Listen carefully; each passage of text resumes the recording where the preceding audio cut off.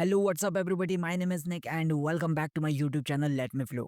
Guys, पिछली video में आपने अच्छा रिस्पांस दिया। आप चाहते हो कि मैं इसी तरह की वीडियोस कंटिन्यू करूं, तो इस वीडियो में मैंने 22 वर्ड्स लिए हैं जो कि आपके लिए नए होंगे। तो वीडियो को लास्ट तक जरूर देखिएगा। अगर वीडियो पसंद आती तो वीडियो को लाइक कर देना, चैनल को सब्सक्राइब कर देना। तो आज के इस वीडियो का हमारा पहला एक वर्ड है वेकअप कॉल। ये एक नाउन है। इसका मतलब होता है कोई भी ऐसी चीज है या फिर कोई भी ऐसी घटना है जो कि सावधान कर देने वाली है, मतलब आपको झकझोर करके जगा देने वाली है। जैसे एक पर्सन है, उसकी अचानक से तबीयत खराब हो जाती है, तो ये जो तबीयत खराब होना है उसका एक वेकअप कॉल होती है उसके स्वास्थ्य के लिए। मतलब उसे अपने स्वास्थ्य का ध्यान रखना चाहिए या फिर अपने हेल्थ का ध्यान रखना चाहिए। इस चीज का वेकअप कॉल होता है या फिर इस चीज को बताने के लिए एक कॉल होती है। इसके कुछ सिनोनिम्स हैं, जैसे कि अलर्ट बोल सकते हो। अलर्ट का भी मतलब ये होता है जैसे किसी को सतर्क कर देना, या फिर जैसे वार्निंग है, वार्निंग का भी मतलब होता है चेतावनी। और भी कुछ एग्जांपल्स ले सकते हैं आप, जैसे एक बड़ी सी कंपनी है, उसमें डेटा चोरी होने की जो घटना है, तो ये उसके लिए वेकअप कॉल है।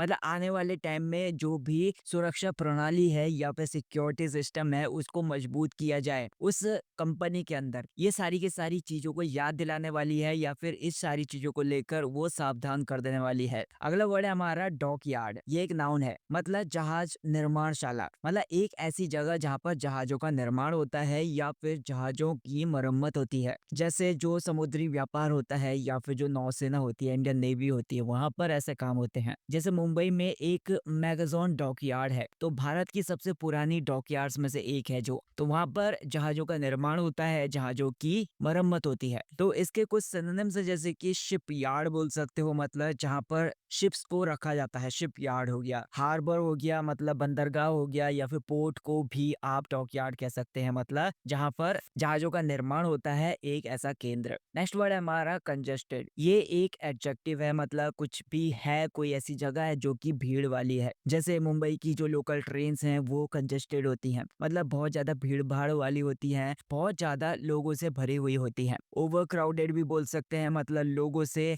हद से ज्यादा भीड़ भाड़ वाली सिचुएशन के साथ। पैक्ड भी बोल सकते हैं, पैक्ड को आप कंजेस्टेड के रूप में यूज कर सकते हैं। उसका भी मतलब होता है कि ठसा ठस भरा हुआ, या फिर जैम्ड बोल सकते हैं, मतलब बहुत ज्यादा जाम है लोगों से या फिर भीड़ भाड़ वाली सिचुएशन के साथ है। अब जैसे कोई हॉस्पिटल होता है, उसके अंदर इमरजेंसी जो वार्ड है वो कोरोना के टाइम पे बहुत ज्यादा खचाखच भरा हुआ था, या फिर बहुत ज्यादा भीड़ वाला सिचुएशन के साथ था, बहुत ज्यादा कंजेस्टेड था, बहुत ज्यादा पैक्ड था पेशेंट से, या फिर बहुत ज्यादा जैम्ड था। अगला वर्ड है हैजार्डस। ये एक एडजेक्टिव है। इसका मतलब होता है कोई ऐसी चीज है जो कि बहुत ज्यादा खतरनाक है या फिर बहुत ज्यादा जोखिम से भरी हुई है। जैसे कोई केमिकल फैक्ट्री है, उसमें काम करना बहुत ज्यादा हजार्डस होगा, बहुत ज्यादा खतरनाक होगा, या फिर बहुत ज्यादा जोखिम से भरा हुआ होगा, मतलब बहुत ज्यादा डेंजरस होगा। या फिर पेरिलस बोल सकते हो आप। पेरिलस का भी मतलब होता है बहुत ज्यादा घातक, जिसमें जान की भी बनाए या फिर जान भी जा सकती है, ऐसी खतरनाक या फिर जोखिम भरा। रिस्की भी बोल सकते हो आप। सी ट्रायल्स, ये एक नाउन है। इसका मतलब होता है समुद्री परीक्षण बोल सकते हो, मतलब जहाज की जो परफॉर्मेंस है उसके परखने के लिए किए जाने वाले जो भी टेस्ट होते हैं, किए जाने वाले जो भी परीक्षण होते हैं, वो समुद्री परीक्षण हो गए, वो सी ट्रायल्स हो गए। जैसे इंडियन नेवी में जो भी जहाज होते हैं, जिन जहाजों को शामिल किया जाता है, जो भी नए नए जहाज होते हैं उनको शामिल किया जाता है, तो उनके सी ट्रायल्स के बाद उनको शामिल किया जाता है। मतलब समुद्र में बहुत ज्यादा उनके परीक्षण होते हैं, अलग अलग टाइप के परीक्षण होते हैं। उन परीक्षणों को पास करने के बाद नौसेना में उनको ऐड किया जाता है, उनको शामिल किया जाता है। अब इसके लिए मरीन टेस्टिंग बोल सकते हो, मतलब जो समुद्री टेस्टिंग होती है या फिर जो भी समुद्री परीक्षण है। शिप इवैल्यूएशन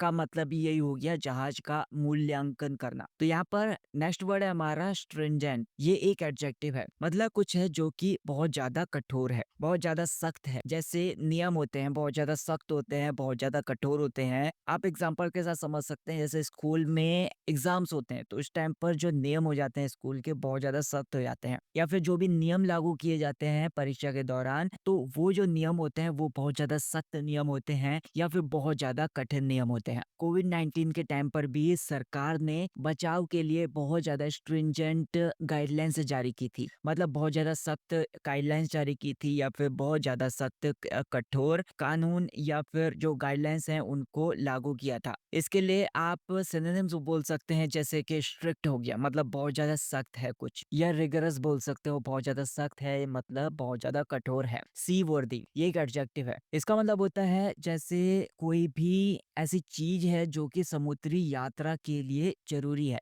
अब जैसे जो समुद्री जहाज होते हैं उनको समुद्री यात्रा के लिए सुरक्षित तैयार किया जाता है, तो वो समुद्र की यात्रा के लिए उपयुक्त होते हैं, समुद्र की यात्रा के लिए बनाए जाते हैं, उनको समुद्र की यात्रा के लिए तैयार किया जाता है, तो वो सी वर्दी हो गया। अब एक सी वर्दी जो जहाज होता है उसमें जहाज के सारे जो सिक्योरिटी इक्विपमेंट्स होते हैं या फिर सुरक्षा से जुड़े हुए जो भी उपकरण होते हैं वो होना बहुत ज्यादा जरूरी है। अगर वे नहीं होंगे तो बहुत ज्यादा मुश्किलें पैदा हो सकती हैं। तो ये सारे के सारी चीजें होनी चाहिए, तभी जाके वो समुद्र की यात्रा के लिए उपयुक्त होगा। अगर कोई भी जहाज सीवर्दी नहीं है मतलब समुद्र की यात्रा के लिए उपयुक्त नहीं है, तो मतलब वो से समुद्र में ले जाना बहुत ज्यादा खतरनाक हो सकता है। इसके सिनोनिम्स आप देख सकते हैं जैसे कि फिट हो गया। फिट का मतलब होता है कुछ है जो किसी चीज के लिए योग्य है, उपयुक्त है। स्टेबल का भी मतलब होता है स्थिर है मतलब उपयुक्त है। मनोवरेबिलिटी ये एक नाउन है, स्पेलिंग आप देख सकते हैं पॉज करके वीडियो को। मनोवरेबिलिटी इसका मतलब होता है चालाकी से चलाने की क्षमता।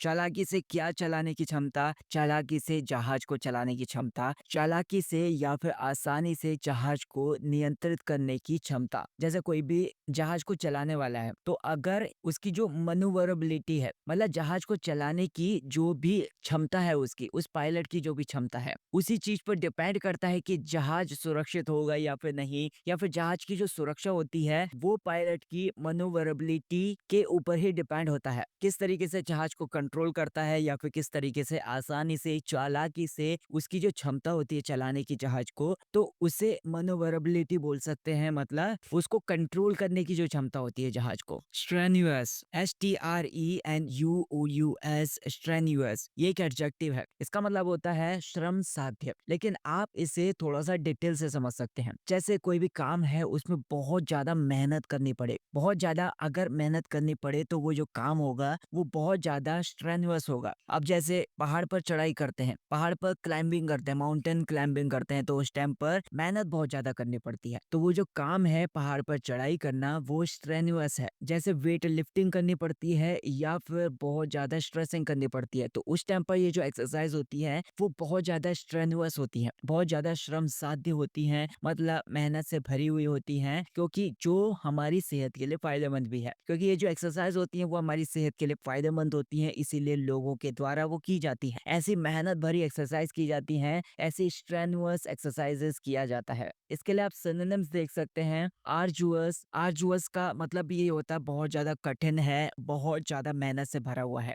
या फिर जो वर्ड है एग्जॉस्टेड, इसका भी मतलब यही होता है कि बहुत ज्यादा मेहनत से भरा हुआ है या फिर बहुत ज्यादा थका देने वाला कोई काम है। अगला वर्ड है हमारा कैप्साइज। ये एक वर्ब है, इसका मतलब होता है पलट जाना। जैसे कोई भी नाव होती है या फिर कोई भी जहाज होता है वो पानी में पलट जाता है, तो उस पलट जाने को, उस प्रोसेस को, उस एक्शन को कैप्साइज बोला जा सकता है। जैसे तेज तूफान आते हैं तो उस टाइम पर नाव पलट जाती है। मतलब ऐसी सिचुएशन तो नहीं मिलती देखने के लिए जहां पर जहाज पलट जाते हैं, लेकिन नाव पलट जाती है। अभी कुछ ही टाइम पर एक शिप के द्वारा एक नाव पर टक्कर मारी गई थी, तो वहां पर वो जो बोट थी, वो जो नाव थी वो पलट गई थी, जिसकी वजह से कुछ लोगों की मौत भी हो गई थी। तो यहाँ पर वो जो नाव थी वो कैप्साइज हो गई थी, मतलब पलट गई थी। इसके लिए सिनोनिम्स आप बोल सकते हैं ओवरटर्न। इसका भी यही मतलब होता है किसी चीज का पलट जाना, या फिर टिप ओवर बोल सकते हो, किसी को झुकाकर पलट देना। लाइफ जैकेट ये एक नाउन है, इसका मतलब होता है जीवन रक्षक जैकेट। जैसे समुद्र में हम यात्रा करने के लिए जाते हैं, बोटिंग करने के लिए जाते हैं या फिर शिप पर जाते हैं, तो वहां पर हमें लाइफ जैकेट्स प्रोवाइड कराई जाती हैं। मतलब हमारी सुरक्षा के लिए ये लाइफ जैकेट्स प्रोवाइड कराई जाती हैं। तो यहाँ पर ये जो यात्री होते हैं नाव में चढ़ने से पहले लाइफ जैकेट पहन लेते हैं ताकि डूबे ना कोई, ताकि इसकी वजह से उनकी जान बच सके। अगला वर्ड है हमारा हाइपोथर्मिया। ये एक नाउन है, इसका मतलब होता है बहुत ज्यादा ठंड से जो शरीर का तापमान होता है वो गिर जाना। मतलब एक ऐसी सिचुएशन है जिसमें शरीर का तापमान ठंड की वजह से बहुत ज्यादा गिर जाता है, तो उसे हाइपोथर्मिया बोला जाता है। जाता है। जैसे आपने सुना होगा कि अगर जैसे बहुत ज़्यादा ठंड बढ़ जाती है तो बूढ़े लोगों के बीच में हाइपोथर्मिया की जो बीमारी है या फिर हाइपोथर्मिया का जो खतरा है वो बहुत ज़्यादा बढ़ जाता है। अब ऐसे ही जो क्लाइंबर्स होते हैं या फिर माउंटेन पर चढ़ने वाले जो भी पर्वतारोही होते हैं तो वे अच्छे खासे स्पेशल कपड़े पहनकर वे क्लाइंबिंग करते हैं ताकि हाइपोथर्मिया से बचा जा सके। इसके लिए आप सिनोनिम से कोल्ड शॉक बोल सकते हो, मतलब ठंड की वजह से जो भी शॉक लग जाता है या फिर ठंड की वजह से जो भी झटका लग जाता है, उस सेंस में भी इसका यूज किया जा सकता है। या फिर फ्रीजिंग बोल सकते हो, ठंड की वजह से जम जाना। नेक्स्ट वर्ड है हमारा इंक्वायरी। ये एक नाउन है, मतलब किसी चीज की जांच बोल सकते हो, मतलब किसी चीज की ऑफिशियल जांच बोल सकते हो। कोई भी घटना हो सकती है, कोई भी सिचुएशन हो सकती है। एक जो घटना हुई थी या फिर जो भी एक्सीडेंट हुआ था या फिर गाड़ियों में जो आग लग गई थी या फिर टैंक टकराने के बाद जो टैंक फट गया था पेट्रोल पंप पर, उसके बाद कुछ लोगों की मौत भी हो गई थी, तो पुलिस ने इसकी इंक्वायरी की या फिर पुलिस ने इसकी जांच की। इंक्वायरी के लिए आप सिनोनिम्स बोल सकते हो, इन्वेस्टिगेशन या फिर एग्जामिन बोल सकते हो, मतलब किसी की जांच पड़ताल बोल सकते हो, किसी की परीक्षण बोल सकते हो कुछ का। प्रोहिबिटिवली ये एक एडवर्ब है, इसका मतलब होता है कोई भी काम किया जाता है बहुत ज्यादा मात्रा में किया जाता है या फिर हद से ज्यादा मात्रा में किया जाता है। इसी वर्ड को आप एक अलग सेंस में भी बोल सकते हैं, जैसे कोई भी चीज है वो इतनी महंगी है या फिर इतनी कठिन है। इसी वर्ड को आप एक अलग सेंस में भी बोल सकते हो, जैसे कि कोई भी चीज होना वो इतनी महंगी होना या फिर इतनी कठिन होना कि वो संभव ही ना हो। या फिर जैसे एग्जांपल आप समझ सकते हैं, जैसे नई टेक्नोलॉजी का जो यूज है वो प्रोहिबिटिवली महंगा हो सकता है, मतलब उसका यूज बहुत ज्यादा महंगा हो सकता है। जैसे कि अगर मैं इन वीडियो एक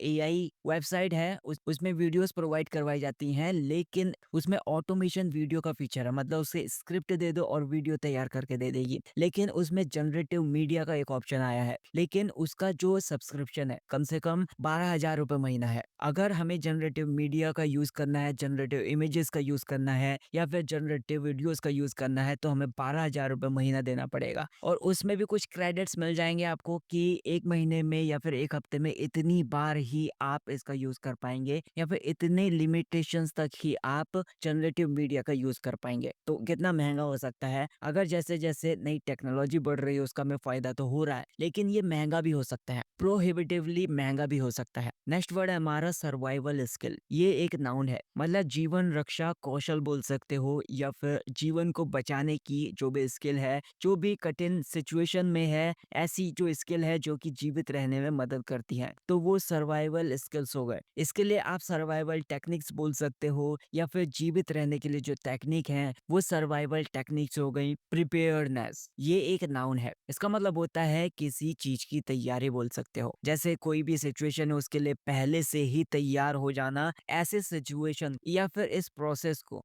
प्रिपेयर्डनेस बोल सकते हैं। जैसे आपदा आने वाली है तो हमें अगर पहले ही पता चल जाएगा कि आपदा आने वाली है तो हम उस आपदा से बचने के लिए पहले से ही तैयारियां कर सकते हैं, पहले से ही हम प्रिपेयर्डनेस कर सकते हैं, जिसकी वजह से लोगों की जानें बच सकती हैं। जैसे स्कूलों में जो आग लगने से बचने की जो ड्रिल्स होती है, अगर वो पहले ही सिखा दें बच्चों को तो स्कूल में जलने से बचा जा सकता है। या फिर कहीं पर भी है, अगर हम लोगों को ड्रिल्स सिखा देंगे कि आग से कैसे बचा जाता है तो वे अपनी जानें बचा सकते हैं। मतलब पहले से ही इस चीज की तैयारी हमें मुनाफा दे सकती है। इसके लिए आप रेडीनेस बोल सकते हो या फिर ऑल्टरनेस बोल सकते हो या फिर अवेयरनेस बोल सकते हो, मतलब पहले से सतर्कता, पहले से जागरूकता या फिर पहले से तैयारी। नेक्स्ट वर्ड है हमारा अवेयरनेस। ये एक नाउन है, इसका मतलब होता है जागरूकता। ये जो जागरूकता है वो किसी भी टॉपिक के लिए समझ हो सकती है, किसी भी टॉपिक के लिए जानकारी हो सकती है, किसी भी टॉपिक के लिए सतर्कता हो सकती है, किसी भी टॉपिक के लिए जागरूकता हो सकती है। जैसे पर्यावरण संरक्षण के लिए लोगों में अवेयरनेस बढ़ाना बहुत ज्यादा जरूरी है,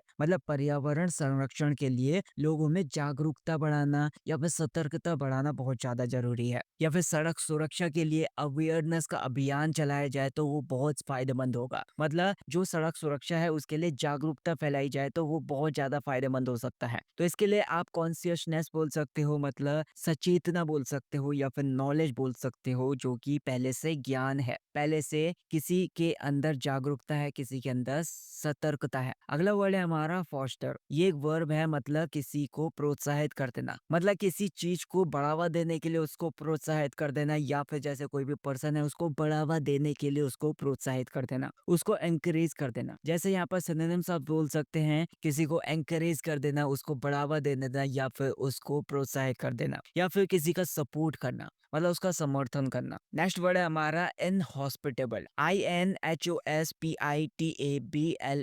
इनहॉस्पिटेबल। ये एक एडजेक्टिव है। इसका मतलब होता है अमित्रतापूर्ण, मतलब एक ऐसी जगह है जो कि रहने के लिए उपयुक्त ना हो, जो रहने के लिए सूटेबल ना हो, बिल्कुल भी, जो रहने के लिए दुश्मन हो, ऐसे भी सेंस में बोल सकते हैं। जैसे ऊंचे पहाड़ों पर जो हवा की कमी होती है, इसकी वजह से वो जो जगह है वो इनहॉस्पिटेबल बना देती है इस चीज को, या फिर वो जो जगह है वो इनहॉस्पिटेबल है, मतलब वो जगह रहने के लिए सुटेबल नहीं है या फिर रहने के लिए उचित नहीं है। समुद्र का जो गहरा स्थान होता है, जहाँ पर बहुत ज्यादा मात्रा में गहराई में अगर चले जाते हैं समुद्र में, तो बहुत सारे जीवों के लिए, जो भी समुद्री जीव होते हैं, बहुत सारे जीवों के लिए वो जो जगह है वो इनहॉस्पिटेबल है, मतलब वो जगह रहने लायक नहीं है उनकी। तो इसके लिए आप अनवेलकमिंग बोल सकते हो, मतलब एक ऐसी जगह जहाँ पर वेलकम नहीं हो सकता, या फिर अमित्रतापूर्ण कुछ है जो कि इनहॉस्पिटेबल है। नेक्स्ट वर्ड है हमारा डोमेन। ये एक नाउन है, इसका मतलब होता है एक ऐसी जगह है जहाँ पर एक्टिविटीज हो, या फिर कोई भी ऐसी जगह है जहाँ पर कोई भी काम किया जाए। जैसे किसी चीज का दायरा होता है, या फिर इंटरनेट पर भी वेबसाइट का नाम होता है, वेबसाइट का पता होता है, तो उसको भी डोमेन ही बोला जाता है, क्योंकि वो एक दायरे के अंदर आता है, एक एड्रेस के अंदर आता है, एक क्षेत्र के अंदर आता है। स्कैंडिनेवियन,